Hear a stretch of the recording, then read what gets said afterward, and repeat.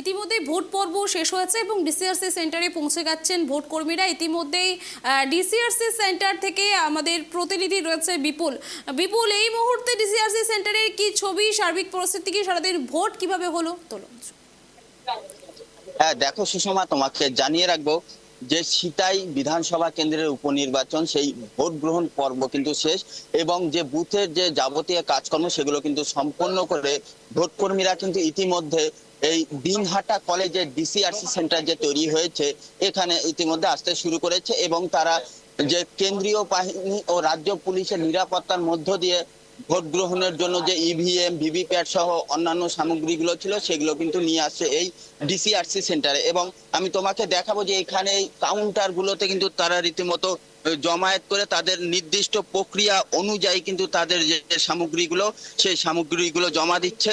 হ্যাঁ, আমি কয়েকজন ভোট গ্রহণ কর্মীর সাথে কথা বলবো যে তারা ভোট কর্মীদের সাথে কথা বলবো যে কি রকম ভাবে তাদের ভোট গেল, কি হলো সেই বিষয় নিয়ে কথা বলবো। দাদা দাদা ভোট কর্মী তো আপনি, হ্যাঁ বলুন। কেমন গেল, কিরকম ভোট গ্রহণ হলো? না, ভোট আমরা শান্তিপূর্ণভাবে নিয়েছি। আমাদের ওখানে সেক্টর ছিল, কেন্দ্রীয় বাহিনী পুলিশ কি ছিল আপনার বুথে? পুলিশ আমাদের একজন ছিল, আর্ম ফোর্স, আর কেন্দ্রীয় বাহিনী ছিল। ওখানে সেক্টর শান্তিপূর্ণভাবে হয়েছে। এই যে এমনি নির্বাচন এবার উপনির্বাচন, এই দুটোর মধ্যে কোনো পার্থক্য বুঝতে পারলেন? না, ওরকম তেমন আশ পেলাম না। আমরা যেখানটা ছিলাম ওরকম তেমন আশ পেলাম না। ভোটের হার কিরকম ছিল? আমাদের মোটামুটি 62 পয়েন্ট সামথিং। সকালের দিকে তো বুথগুলো ফাঁকাই দেখা গেছে, তার পরবর্তীতে কি রকম ছিল?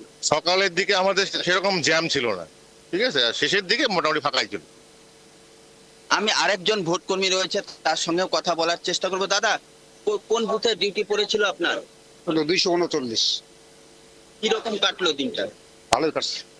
কোনো কোন রকম বিশৃঙ্খলা বা এই যাবতীয় কোনো? না না, কিচ্ছু না, খুব সুন্দরভাবে ভোটেছে। আমাদের এই ইসে ছিল, বাহিনী ছিল, ফৌজ, ওইখানে সেক্টর ছিল, নিরাপদে নিরাপদে, খুব শান্তিপূর্ণ। এবারের ভোট আর এবারে ভোটের মধ্যে কোনো পার্থক্য বুঝতে পারলেন? অনেকটা ভালো এবার আর কি।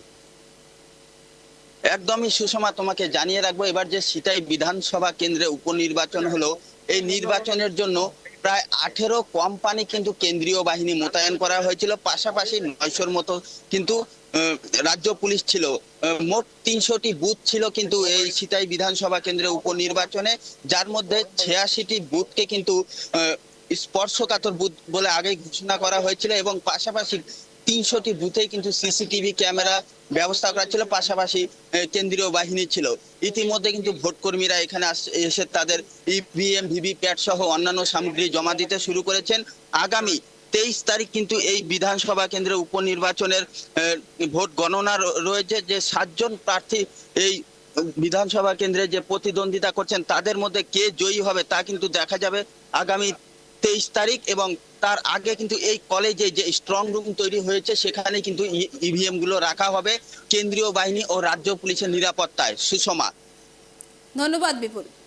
একদমই যে ছবি আপনারা দেখছেন, ইতিমধ্যে ভোট গ্রহণ পর্ব শেষ, ডিসিআরসি সেন্টারে ফিরছেন ভোট কর্মীরা এবং যেমনটা তারা জানাচ্ছেন একদমই নিরাপদভাবে, একদম শৃঙ্খল মেনেই ভোট গ্রহণ পর্ব হয়েছে।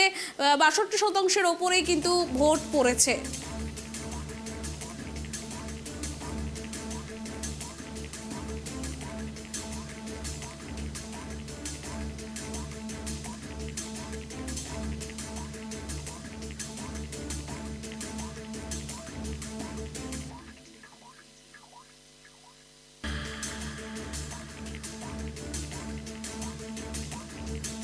সিতাইয়ের ছবি দেখলেন, এরপর আপনাদের দেখাবো আলিপুরদুয়ারের ছবিটা। সেখানেও একই ছবি দেখা যাচ্ছে। ভোট পর্ব ইতিমধ্যে কিন্তু মিটেছে, ভোট গ্রহণ পর্ব শেষ হয়েছে, ডিসিআরসি সেন্টারগুলিতে ফিরছে ভোট কর্মীরা এবং শেষ মুহূর্তের যে কাজ সেটা কিন্তু চলছে। একদম ডিসিআরসি থেকে রয়েছে আলিপুরদুয়ারে অনিশা। অনিশা, এই মুহূর্তে তুমি আলিপুরদুয়ার ডিসিআরসি সেন্টারে রয়েছো, এই মুহূর্তে কি পরিস্থিতি, সারাদিন ভোট পর্ব কিভাবে মিটলো? হ্যাঁ দেখো, প্রথমে জানি রাখি সকাল থেকে সুষ্ঠুভাবে ভোট দান হলেও কিন্তু পরবর্তীতে যেটা দেখা গেল যে বিজেপি যিনি প্রার্থী রয়েছেন রাহুল লোহার, তার গাড়ির ওপর তিনি যেটা অভিযোগ করছিলেন, অর্থাৎ বিজেপির তরফ থেকে যে অভিযোগটা করা হচ্ছিল যে বিজেপি প্রার্থীর গাড়ির ওপর হামলা হয় মুজনাই চা বাগান এলাকায় দুটি বুথে, এবং তার পরবর্তীতে কিন্তু তৃণমূল এই যে তিনি যে অভিযোগ করেন সেই অভিযোগ কিন্তু তৃণমূলের তরফ থেকে অস্বীকার করা হয়। তৃণমূল যেটা জানিয়েছেন যে দীর্ঘদিন মাদারিহাট বিধানসভা কেন্দ্রে বিজেপি বিধায়ক ছিলেন এবং সাংসদ হয়েছেন, কিন্তু তবুও সাধারণ মানুষদের কোনো রকম কাজ করেনি। তাই গ্রামবাসীরা ক্ষুব্ধ হয়ে যিনি বিজেপি প্রার্থী রয়েছে তার উপর এই তাদের যে ক্ষোভ, সেই ক্ষোভটা কিন্তু দেখায়। এই একদিকে কিন্তু এই চিত্র থাকলেও অন্যান্য দিকে কিন্তু সাধারণ মানুষ, মাদারিহাট উপনির্বাচনে সাধারণ মানুষ কিন্তু ভোট উৎসবে কিন্তু মেতে উঠেছিলেন, এবং আমরা কিন্তু সেই চিত্র দেখেছি। সাধারণ মানুষ এসেছেন, সুষ্ঠুভাবে ভোটদান করেছেন এবং পরবর্তীতে তারা তাদের নিজস্ব বাড়িতে চলে গিয়েছে, এমনই কিন্তু সারাদিন দৃশ্য ছিল। এবং সর্বশেষ তথ্য অনুযায়ী যেটা দেখা যাচ্ছে যে 64.14% ইতিমধ্যে কিন্তু ভোটদান হয়েছে, এবং বিভিন্ন যে ভোট কর্মীরা রয়েছেন তারা কিন্তু ইতিমধ্যে মাদারিহাট উপনির্বাচন যে ডিসিআরসি এখানে কিন্তু আসতে শুরু করেছে। সুশোভা, অনিশা, তোমার কাছে আরো একটা বিষয় জানতে চাইবো, যারা ভোট কর্মীরা রয়েছেন তাদের যদি কিছু প্রতিক্রিয়া নেওয়া যেতে পারে, তারা সারাদিন কিভাবে ভোটদান প্রক্রিয়ার সাথে যুক্ত ছিল সেটা যদি একবার প্রতিক্রিয়া নেওয়া যায়। একদমই সেটা আমরা নেওয়ার চেষ্টা করছি, যেহেতু একদমই এখানে 144 জারি করা হয়ে গিয়েছে ইতিমধ্যে, যেহেতু ভোট বাক্স বা ভোট দানের পর যে ইভিএম মেশিনগুলি রয়েছে সেই সমস্ত মেশিন নিয়ে এখন ভোট কর্মীরা কিন্তু তারা সেই সমস্ত জিনিস জমা দিচ্ছেন। তো এই মুহূর্তে দাঁড়িয়ে থেকে কিন্তু তাদের সাথে কথা বলা বর্তমানে সম্ভব হয়ে উঠছে না। আমরা চেষ্টা করবো পরবর্তীতে তাদের সাথে কথা বলার জন্য। সুষমা, একদম ধন্যবাদ তোমাকে অনিশা। যেমনটা ছবি আপনারা দেখতে পাচ্ছেন, ভোট গ্রহণ পর্ব ইতিমধ্যেই শেষ। আলিপুরদুয়ারে যে ছবিটা আপনারা দেখছেন, ভোট কর্মীরা এখন ব্যস্ত, ডিসিআরসি সেন্টারে ফিরছেন তারা, এবং শেষ পর্যায়ের যে সমস্ত কাজগুলি রয়েছে সেই সমস্ত কাজগুলি কমপ্লিট করে কিন্তু তারা একদমই ডিসিআরসি সেন্টারে ফিরছেন, এবং এমনটা জানা যাচ্ছে 64%-রও বেশি ভোট পড়েছে এই আলিপুরদুয়ার।